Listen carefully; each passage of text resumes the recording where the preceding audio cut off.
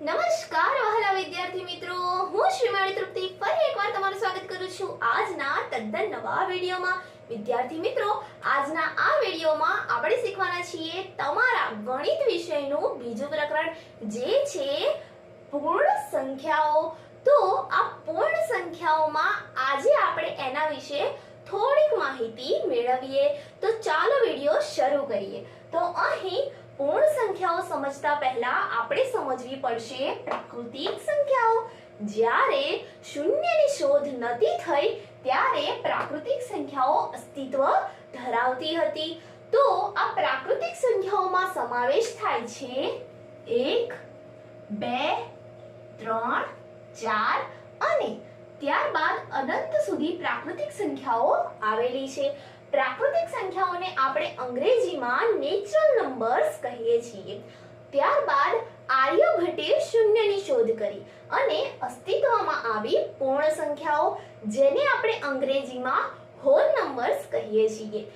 પૂર્ણ સંખ્યાઓમાં શૂન્યનો સમાવેશ થાય છે, ત્યારબાદ 1, 2, 3, 4 અને અનંત સુધી આ પૂર્ણ સંખ્યાઓ પણ આવેલી છે। તો અહીં જો તમને કદાચ એવું પૂછાઈ જાય કે સૌથી નાની પ્રાકૃતિક સંખ્યાઓ કઈ, તો આવશે 1, પણ સૌથી નાની પૂર્ણ સંખ્યા કઈ, તો આવશે 0।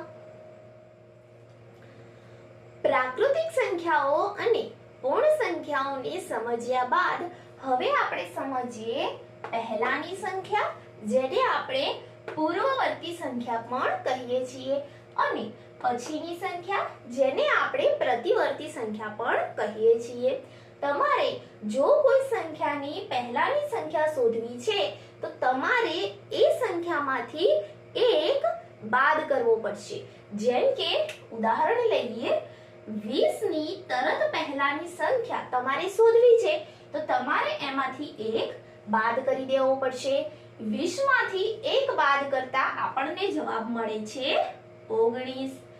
આનો અર્થ એ થાય કે 20 ની તરત પહેલાની સંખ્યા 19 છે, અથવા તો 20 ની પૂર્વવર્તી સંખ્યા 19 છે। હવે જોઈએ પછીની સંખ્યા અથવા તો પ્રતિવર્તી સંખ્યા। તો હવે આપણે 20 ની પ્રતિવર્તી સંખ્યા શોધવી હોય તો સરળ છે। 20 માં અહીં આપણે 1 ઉમેરી દઈશું તો સંખ્યા મળશે 21। માટે 20 ની તરત પછીની સંખ્યા અથવા પ્રતિવર્તી સંખ્યા છે 21। આ પ્રકારે તમે કોઈ પણ સંખ્યાની પૂર્વવર્તી સંખ્યા તથા પ્રતિવર્તી સંખ્યા મેળવી શકો છો। ચાલો વિદ્યાર્થી મિત્રો, હવે આપણે આપણી પૂર્ણ સંખ્યાઓને સંખ્યા રેખા પર દર્શાવીએ। તો પૂર્ણ સંખ્યાઓની શરૂઆત થાય છે 0 થી। તો અહીં આપણે 0 લખીએ, 1, 2, 3, 4, 5, 6, 7 અને 8। તો વિદ્યાર્થી મિત્રો, અહીં તમે એક વાત જોશો કે જેમ જેમ આપણે સંખ્યા રેખામાં જમણી તરફ જઈએ છીએ એમ એમ સંખ્યાનું મૂલ્ય વધતું જાય છે। માટે અહીં સંખ્યા રેખામાં જમણી તરફ સંખ્યાઓનું મૂલ્ય વધારે છે, જ્યારે ડાબી તરફ જતા સંખ્યાઓનું મૂલ્ય ઘટતું જાય છે।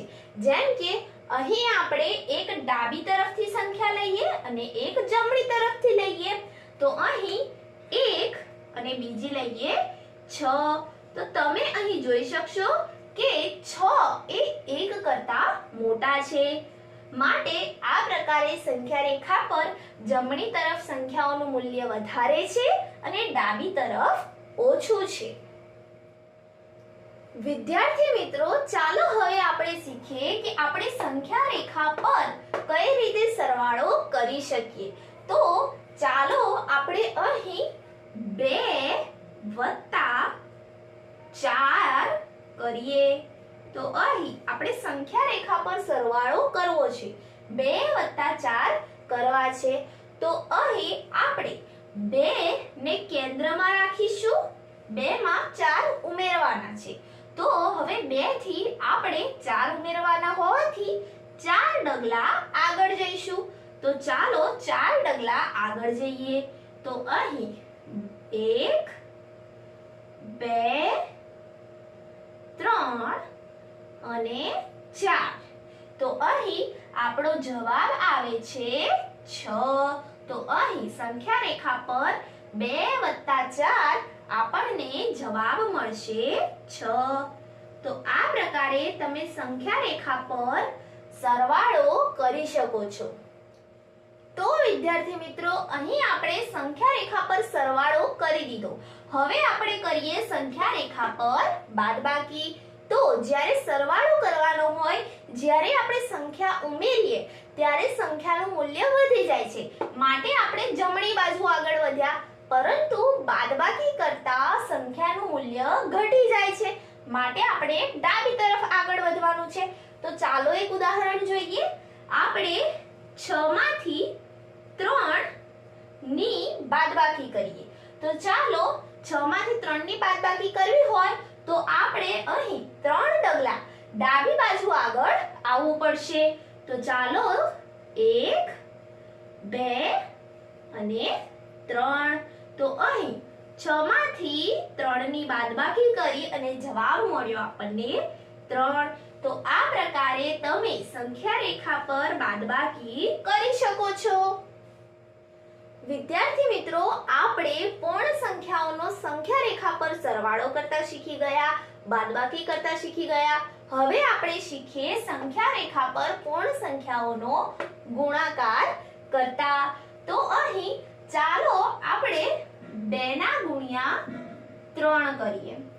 આપણે સંખ્યા રેખા પર જ્યારે ગુણાકાર કરવો હોય ત્યારે આપણે 0 થી શરૂઆત કરીશું. હવે અહીં 2 ના ગુણ્યા 3 કરવાના છે, માટે આપણે 2 ડગલા 3 વખત આગળ વધીશું. જોવો કંઈક આ પ્રકારે 0 થી શરૂઆત કરીશું. પહેલા 2 ડગલા આગળ વધીએ, 1 અને 2. એક વખત થઈ ગયું. 3 વખત આપણે આગળ વધવાનું છે. હવે બીજી વખત આગળ વધીએ, 1 2. હજુ એક વખત આપણે આગળ વધીશું. આ 1 અને આ 2. તો જવાબ મળી ગયો આપણને 6. આ પ્રકારે આપણે પૂર્ણ સંખ્યાઓનો સંખ્યા રેખા પર ગુણાકાર કરી શકીએ છીએ.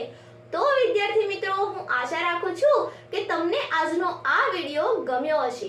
જો વિડિયો ગમ્યો હોય તો પ્લીઝ આ વિડિયોને લાઈક કરો, તમારા મિત્રો સાથે શેર કરો, અને જો અમારી આ ચેનલ ઉપર નવા હોય તો આને સબસ્ક્રાઇબ કરવાનું ના ભૂલતા. Thank you friends. Keep watching, keep learning. આના પછીના વિડિયોમાં આપણે સ્વાધ્યાયનું સોલ્યુશન જોઈશું.